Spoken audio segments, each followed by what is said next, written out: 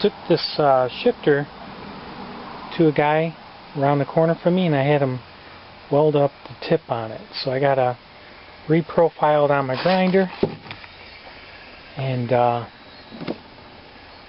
similar to that one, under spring tension. But in order, this one's bent upwards.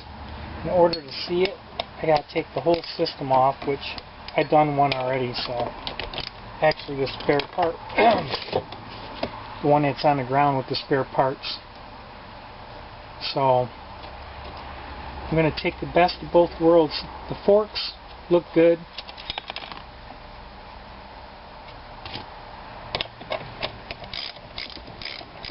I think what is going to end up happening here is I'm just going to replace the front bracket if the one on my spare parts are okay.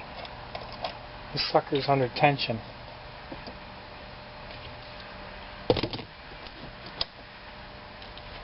Lots of tension.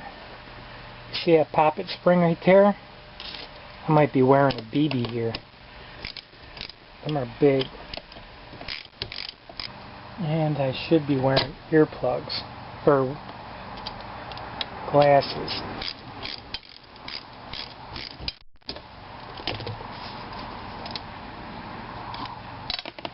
Yep. 2, there should be 3. There's one still in there. Okay. I'm going to clean all this up. And because I got to take the other one apart, I'm going to inspect the springs, get the goo out of there, see what springs have more tension on them. So we're going to throw these in mineral spirits. Then springs. This is the culprit right here.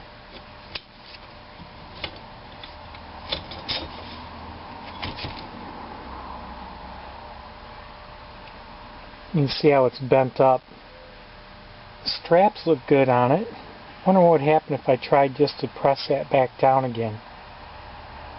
We'll see what the other one looks like. This one here looks good. So, the main trick of this, making sure all these notches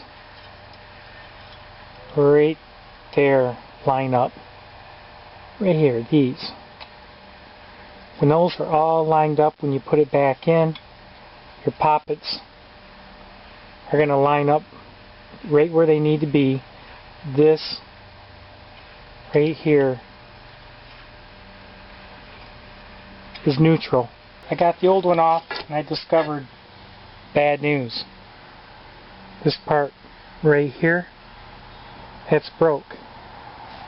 And that would probably explain these pieces right there that I found in my differential housing. No good. So, even this one was broke. Back here. The one right here, and if you can see that, that's getting ready to crack. So once again, I'm glad I tore this apart. So I'm finding there's a crack right there. Looks like I'm going to be doing some welding. This one doesn't have any fractures on it whatsoever, but it's bent upwards. This whole part's bent upwards. So they look like they're both the same part. They just fit at different ends. So looks like I have to take this in and get it welded. Cracked right there before it breaks, and it ends up in a differential housing.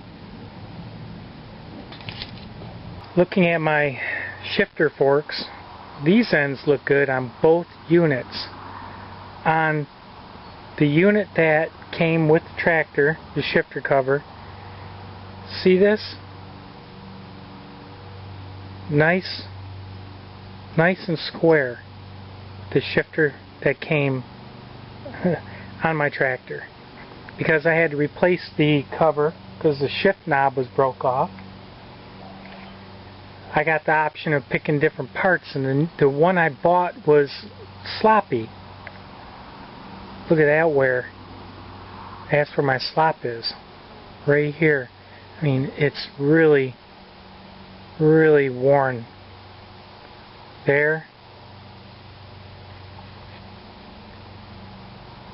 And this one. I don't know if you can see the difference. You can see a little wear in there, but it's not cupped. This thing is actually cupped right out. More so up in here than anywhere. And I found that to be the same on this one as well. This is a different one. They're all worn. So I'm going to take the best parts of the two shifters and integrate them together and get the better sequence for it also. Alright, I took her down, got my corner part welded.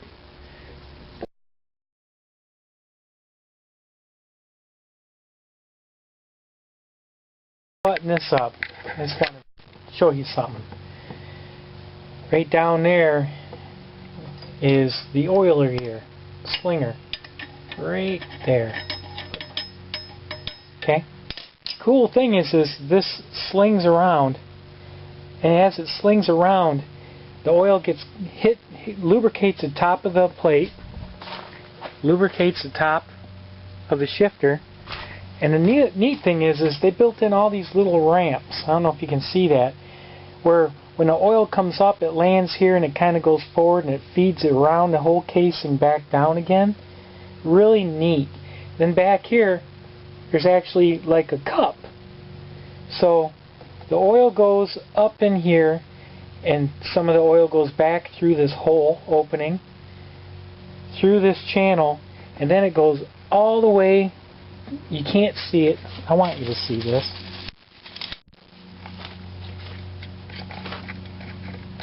Right back in there, there's a hole.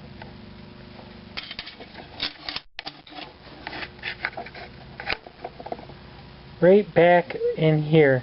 Got my finger on it actually, right there.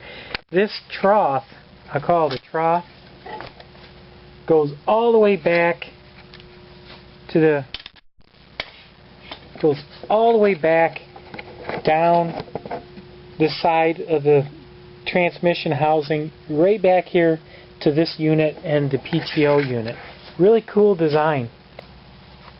I have my new good forks on, all rebuilt, lubricated, put assembly lube on everything, and I'm ready to put this in.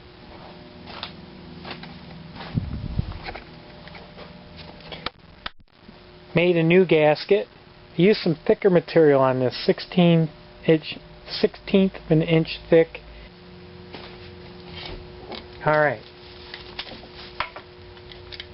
When those forks go in, they gotta go here, here, and right back here on this one.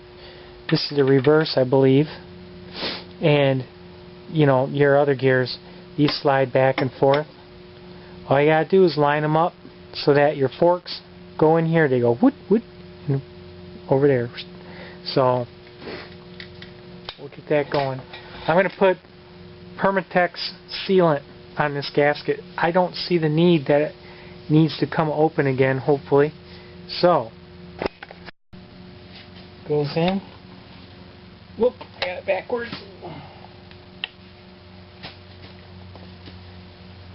Those forks sit right down in position.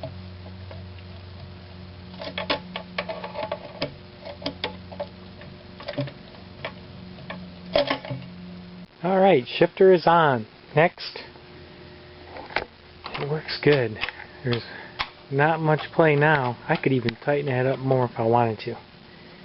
She's good.